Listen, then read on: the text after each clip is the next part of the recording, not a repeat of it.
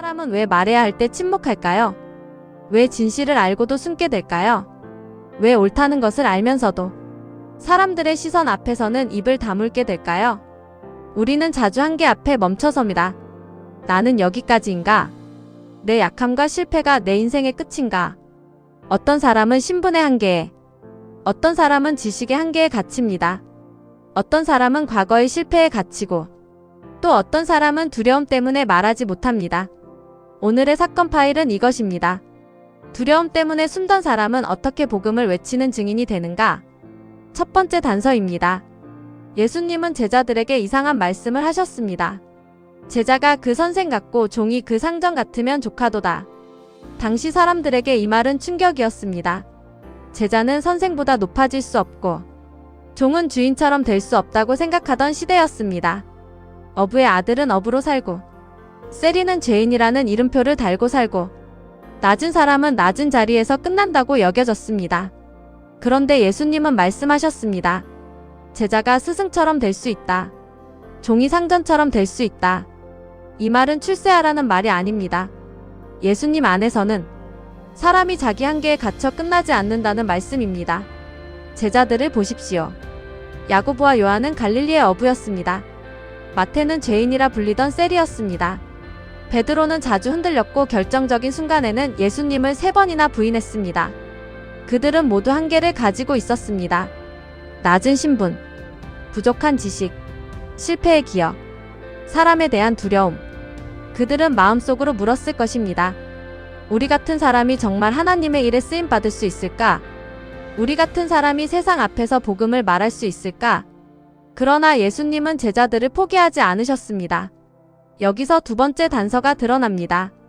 한계 돌파는 내 능력이 강해지는 데서 시작되지 않습니다. 예수님이 나를 포기하지 않으시는 데서 시작됩니다. 그런데 사건은 이상한 방향으로 흘러갑니다. 예수님이 병든 자를 고치셨습니다. 귀신 들린 자를 자유롭게 하셨습니다.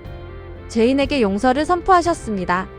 눈먼 사람이 보게 되고 중풍병자가 걷고 죽었던 소녀가 다시 살아났습니다. 그렇다면 사람들은 하나님께 영광을 돌려야 했습니다. 하지만 종교 지도자들은 달랐습니다. 그들은 기뻐하지 않았습니다. 오히려 예수님을 향해 말했습니다.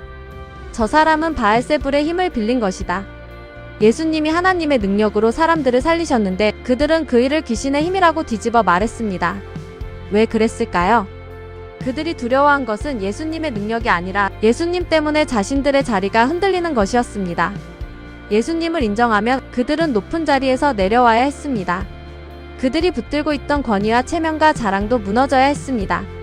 세 번째 단서입니다. 사람이 예수님을 거부하는 이유는 진리를 몰라서만이 아닙니다.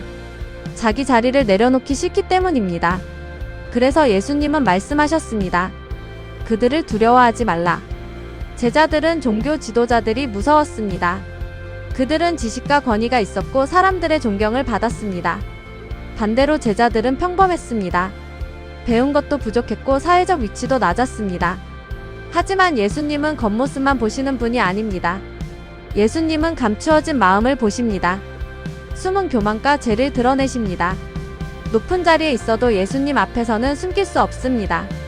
많은 지식을 가지고 있어도 감출 수 없습니다. 그러므로 제자들은 사람의 권세를 두려워할 필요가 없었습니다. 예수님은 말씀하셨습니다. 어두운 데서 들은 것을 광명한 데서 말하라. 귓속말로 들은 것을 집 위에서 전파하라. 복음은 마음속에만 숨겨두는 말씀이 아닙니다. 세상 한복판에서 외쳐야 할 말씀입니다. 숨어서 듣던 제자들이 밖으로 나가 외치는 증인이 되어야 합니다. 그렇다면 제자들이 외쳐야 할 복음은 무엇입니까? 복음은 죄 지으면 벌 받는다는 협박이 아닙니다. 복음은 죄인을 향한 하나님의 사랑입니다. 스스로 의로워질 수 없다는 착각까지 덮어주시는 은혜입니다. 죄 없는 예수님이 죄인 대신 십자가를 지신 사랑입니다. 베드로는 숨기고 싶은 과거가 있었습니다. 그는 예수님을 3번 부인했습니다. 나는 그 사람을 모른다. 그 밤은 베드로에게 가장 수치스럽고 괴로운 기억이었습니다. 그런데 성령이 임하자 베드로는 달라졌습니다. 그는 더 이상 숨지 않았습니다. 자기 실패를 감추지 않았습니다.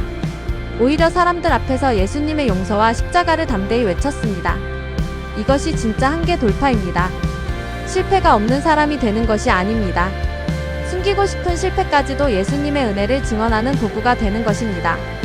예수님은 또 말씀하셨습니다. 몸은 죽여도 영혼은 죽이지 못하는 자들을 두려워하지 말라. 사람은 우리의 몸을 해칠 수 있을지 모릅니다. 하지만 영혼의 마지막 운명을 결정할 수는 없습니다. 우리의 몸과 영혼을 붙드시는 분은 오직 하나님이십니다. 예수님은 죽음의 두려움을 깨뜨리기 위해 십자가에 달려 죽으셨습니다. 죄를 대신 짊어지시고 저주의 사슬을 끊으셨습니다. 그러므로 우리는 더 이상 죽음과 사람의 시선에 묶이지 않아도 됩니다. 이제 사건의 결론입니다. 제자들의 진짜 한계는 신분도 아니었습니다. 지식도 아니었습니다. 과거도 아니었습니다. 진짜 한계는 이것이었습니다. 두려움 때문에 복음을 숨기는 것. 한계 돌파는 높은 자리에 올라가는 것이 아닙니다. 강한 사람처럼 꾸미는 것도 아닙니다. 실패가 없는 사람처럼 숨는 것도 아닙니다. 진짜 한계 돌파는 이것입니다. 예수님의 은혜를 받은 사람이 더 이상 두려움 뒤에 숨지 않고 복음을 공개적으로 증언하는 것입니다. 한계는 내 안에 있었지만 해답은 예수님 안에 있었습니다. 성령이 임하시면 숨어있던 제자가 외치는 증인이 됩니다. 오늘 사건 파일의 결론은 분명합니다. 진짜 한계 돌파는 내가 강해지는 것이 아니라 예수님의 은혜로 두려움을 넘어 복음을 외치는 사람이 되는 것입니다.